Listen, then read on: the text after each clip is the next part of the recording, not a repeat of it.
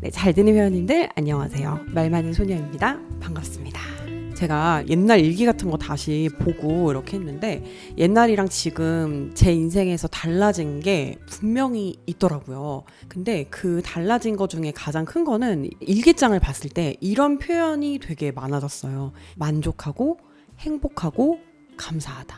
되게 뻔한 것 같지만 제가 이 일기장을 보면서 내 삶이 되게 많이 달라졌구나 이런 거를 느꼈거든요. 근데 이 삶이 달라진 게 사는 집이 바뀌고 뭐 같이 노는 사람들이 바뀌고 사회적인 지위가 바뀌고 이런 느낌이 아니라 옛날에는 되게 헤쳐나간다 라는 느낌에 가까운 인생을 제가 살고 있었던 것 같아요. 퀘스트를 깨는 것 같은 그런 느낌으로 되게 힘들고 고난이야. 근데 이걸 깨고 나면은 조금 괜찮아지겠지? 깨고 나면 조금 괜찮아지겠지? 이런 마음이었던 것 같고요. 지금은 좀 어떤 느낌이냐면 약간 물 흐르듯이 그냥 흘러간다라는 느낌. 그러니까 뭔가 배를 타고 여행지를 이렇게 보면서 지나가는 느낌? 그런 느낌으로 삶에 대한 감정 자체가 조금은 물 흐르듯이 살 수 있는 그런 자세를 갖게 된 거. 그 이유가 무엇일까 제가 생각을 해봤습니다. 그 이유는 바로 제가 무언가를 깨부셨기 때문이에요. 그 무언가는 헛된 자아상 내지는 이상향이에요.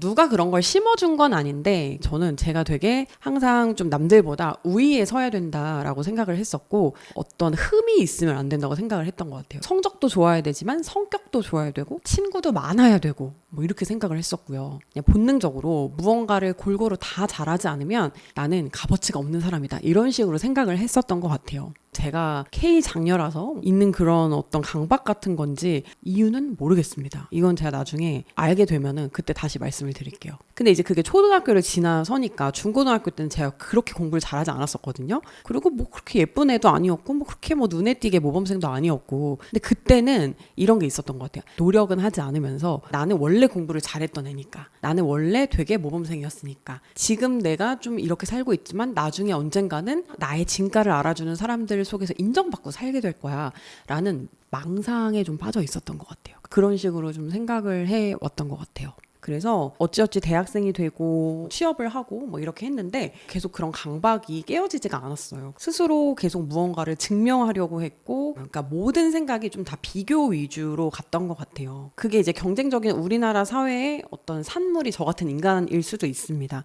근데 그런 비교는 저를 열심히 살게 하는 면도 있어요. 그리고 제가 하지 못했을 거를 남들보다 뒤처지지 않기 위해서 아등바등 했기 때문에 이룬 것도 분명히 있을 것 같아요. 근데 그 가운데서 저는 진짜 행복이라든가 진짜 내가 이루고 싶은 거에 대해서 생각해 볼 시간이라든가 그런 걸 얻지 못했던 것 같아요. 아무리 내가 지금 내 상황에 만족을 하더라도 남들에 비해서 뒤처져 있으면 지금 나는 그냥 휴식기이고 다음을 위한 준비 기간이고 이런 식으로 합리화를 했어야 됐었고 분명히 인간한테는 장점과 단점이 있잖아요.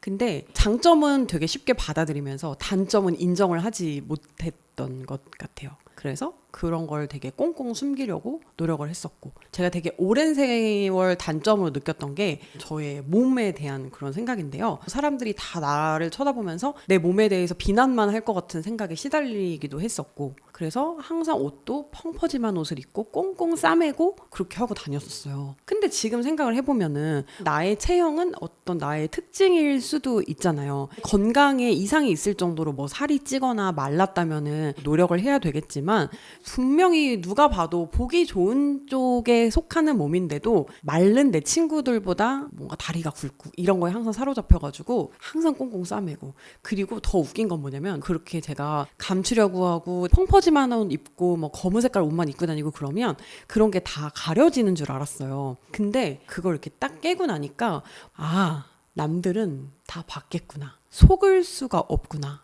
라는 거를 깨닫게 되었어요. 근데 이제 저는 그걸 숨길 수 있다고 생각을 한 거죠. 마찬가지로 제가 가지고 있었던 뭐 여러 가지 열등감 같은 게 있었어요. 잘 숨겨지지가 않는 건데 잘 속였다 약간 이런 식으로 생각을 했었던 것 같고 내가 되게 능력이 부족해. 그럼 그것도 이렇게 하면 어떻게 좀 넘어갈 수 있겠지라고 생각을 하는 것도 사람들은 특히 나보다 좀 나이가 많거나 연륜이 있는 사람들은 그걸 다 간파하고 있었더라고요. 그래서 제가 딱 깨닫게 된 게 두 가지였어요. 첫 번째는 나는 완벽하지 않다. 나의 장점만큼이나 나의 단점도 되게 뚜렷한 특징이고 웬만한 노력으로 바꿀 수 있는 게 아니다. 이거를 일단 깨달았고요. 두 번째는 거짓말을 할 수 없다. 내가 남들이 거짓말하면 느끼듯이 내가 무언가를 막 감추려고 하거나 안 보여주고 싶어 하거나 그런 것들도 남들이 다 알 수밖에 없다. 그러니까 뭔가를 비밀로 하고 감추고 막 거짓말을 하고 이런 거 자체가 불가능하다. 이 두 가지를 좀 깨닫게 되고 그거를 받아들이게 됐던 것 같아요. 그래서 그거를 받아들이고 나니까 어떤 변화가 생겼었냐면 뭔가를 시도하거나 도전을 할 때 결과에 대해 조금 집착을 하지 않게 되고 어차피 다 알아. 이렇게밖에 할 수 없고 이건 난 감출 수가 없어. 이게 나지 뭐 하는 그런 좀 편안한 마음이 생기더라고요. 그리고 또 두 번째는 좀 효율성이 생겼어요. 인생 전반에. 그러니까 예를 들면 어떻게 해도 깡말라지지 않는 몸을 가지고 무리하게 막 다이어트를 한다든가 이런 거 없고요. 춤도 잘 추지 못하고 노래도 잘하지 못하는데 그런 걸 하겠다고 막 하지도 않아요. 왜냐? 그냥 타고난 나의 장점이 있는 만큼 극복할 수 없는 어떤 한계 같은 게 있다는 것도 받아들였기 때문에 생각이 이제 이렇게 바뀌는 거예요. 내가 뭐 노래는 좀 못하지만 내 야부리는 좀 털지 이러면서 내가 할 수 있는 거에 조금 더 시간과 노력을 투입해서 거기에서 성과를 본다든가 이런 식으로 인생 전반이 내가 할 수 없는 거를 받아들이고 할 수 있는 거에 조금 더 노력을 기울이게 되는 그런 방식으로 바뀌어가면서 결과들이 좋아지더라고요. 재능이 있는 거는 사실 노력이 조금만 더해지면 그만큼 결과를 빨리 그리고 좋은 결과를 볼 수가 있거든요. 근데 재능이 없는 거에다가는 노력을 정말 아주 많이 부어야 보통 정도의 성과를 낼 수 있는 것 같아요. 그래서 이제 그 스스로와의 싸움을 안 하게 된 거죠. 근데 생각을 해보면 나이가 먹으면서 사람이 좀 낭만이 없어지는 게 이렇게 자기의 한계를 받아들이기 때문일 수도 있어요. 안 되는 것도 좀 부딪혀보고 내가 이거밖에 안 되는 놈이지만 여기까지 좀 꿈도 꿔보고 여기까지 막 도전도 해봐야 그나마 얻는 것도 있고 그것도 사실은 맞는 말이거든요. 근데 진짜 안 될 것 같은 거에 막 그렇게 에너지를 쏟아부으면 되게 번아웃이 빨리 와요. 그리고 어찌어찌 그걸 해냈다고 해도 그걸 잘 유지하기가 힘들더라고요. 무언가를 잘, 그리고 자주, 그리고 오래 하기가 되게 힘들더라고요. 저는 요즘에 철칙이 있는데 어떤 일을 할까 말까 고민이 될 때 이 세 가지를 따져봐요. 이거 내가 잘할 수 있는 일인가? 이거 내가 자주 쉽게 할 수 있는 일인가? 이거 내가 오래 할 수 있는 일인가를 생각해봐요.